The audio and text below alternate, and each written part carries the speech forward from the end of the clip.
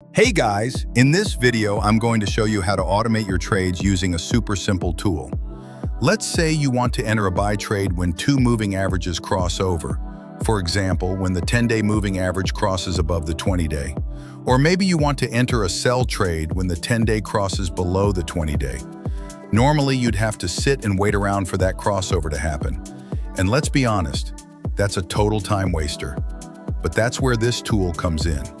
With it, you don't have to wait anymore. You can just set it up, and it'll automate everything for you. It doesn't matter which moving averages you want to use. You can easily change them. Plus, you can set your stop loss and take profit levels exactly how you want. Here's how it works. First, download the tool. I'll drop the link in the description, and copy it into the right folder on your platform.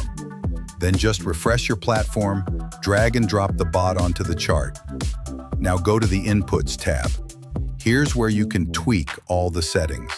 First option, your lot size.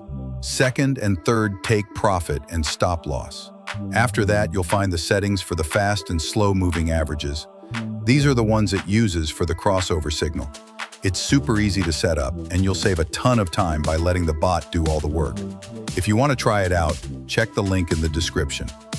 That's it for this video.